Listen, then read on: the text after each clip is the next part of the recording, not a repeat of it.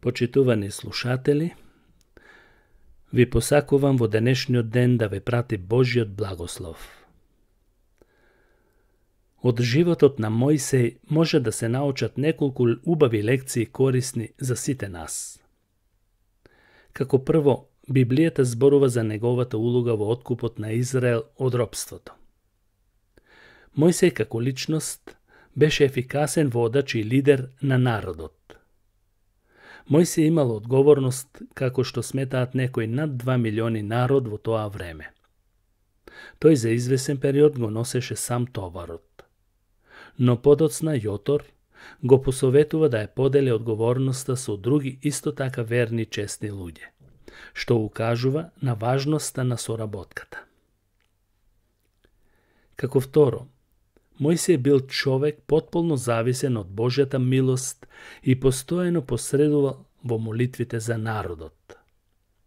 Божјата милост му била основа за водството на народот.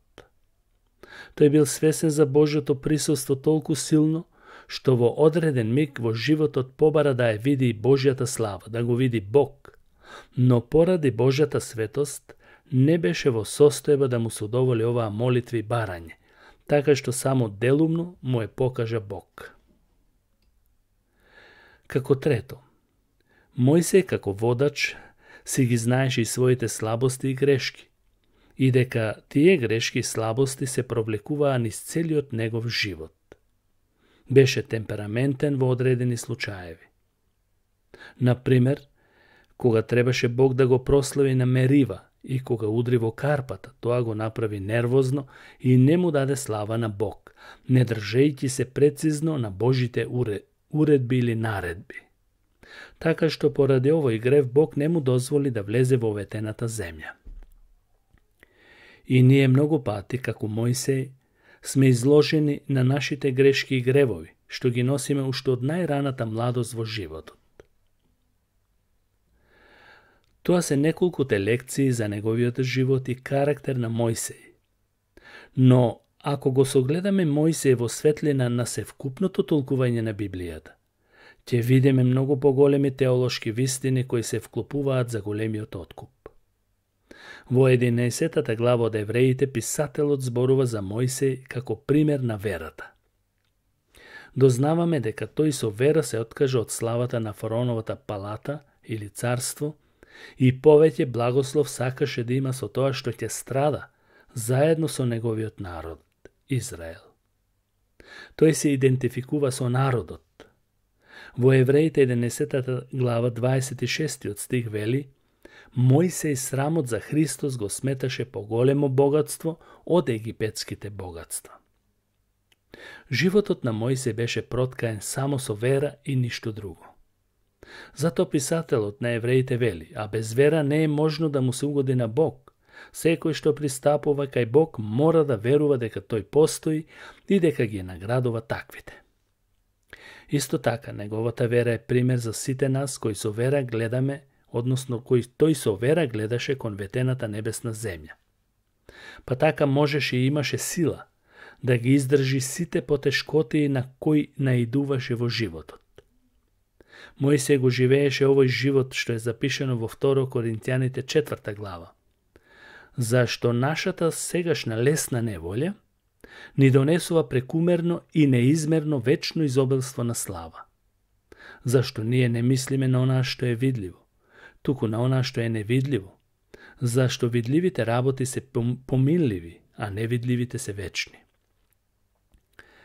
Големите вистини се однесуваат и на тоа дека животот на Мојсеј одговарал типолошки на животот на Исус Христос. Мојсеј беше посредник на Нов Завет, како што е запишено во Евреите 3 глава. Затоа, свети браќа, вие кои учествувате во небесното призвание, насочете ги вашите мисли кон Исус, апостолот и првосвештеникот на нашето исповедување, кој му е верен на оној кој го поставил како што беше и Мојсеј во целиот негов дом. Зашто овој, се мисли на Исус, е удостоен со поголема слава од Мојсеевата, како што поголема чест има од куќата оној кој ја изградил. Зашто секоја куќа некој ја гради, a Бог изградил се. Навистина, и Мојсей беше верен во целиот негов дом, како слуга, за да посведочи за она што имаше да се каже. А Христос, како син, е над својот дом, а ние сме негов дом, ако ги запазиме смелоста и радоста на нашата надеж. Заветот што беше воспоставен преку Мојсей беше привремен и на исчезнување, но заветот што дојде преку Христос е вечен и безусловен. Како што Мојсей му даде откуп на својот народ Израел, ослободувајќи го од робството и воведувајќи го во ветената хананска земја, така Христос го ослободува својот народ од робството на гревот и осудата и го доведува во ветената земја на вечниот живот. Како што самиот тој рече: одам да ви приготвам место, и кога ќе отидам и ви приготвам место, пак ќе дојдам, да ве земам за да бидете и вие таму каде што сум јас. Мојсей беше пророк на својот народ. Мојсей посредуваше помеѓу народот и Бог, така и Христос посредуваше и посредува и се застапува за народот. Тоа буквално е запишено во 5-та книга Мојсеева, 18 глава, 15 стих. Таму се вели вака: Господ твојот Бог ќе ти издигне од твојата средина, од твоите браќа пророк, како што сум јас. Слушајте го него. Ова е пророштвото за Исус. Потоа Бог таткото на денот на крштавањето, кога Исус дојде во тело, ги изговори овие зборови за да се потврди вистината. Ово е мојот возлюбен син, во кого е моето благоволение, него слушајте го. Исус и првата црква верувале и знаеле дека Мојсей зборува за Исус, кога ги напишал овие зборови. Зашто ако му верувавте на Мојсей, ќе ми верувавте и на мене, зашто тој пишуваше за мене. Но ако не им верувавте и верувате на неговите писма, како ќе им верувате на моите зборови? Во Дела на апостолите, 3 глава, 22 стих вели: Зашто Мојсей рекол: Господ Бог ќе ви издигне од вашите браќа пророк како мене, слушајте го него во се што ќе ви рече. Секоја душа која нема да го послуша тој пророк, ќе биде истребена од народот. На многу начини животот на Мојсей е претходница на животот на Исус. Бог го исполнуваше својот план за откуп на животот на сите верници во текот на човечката историја. Ова ни дава надеж и веќе ја имаме, дека исто како што Бог го спаси својот народ од робството, така Бог преку Христос ќе не спаси и ќе ни даде вечен одмор во небото.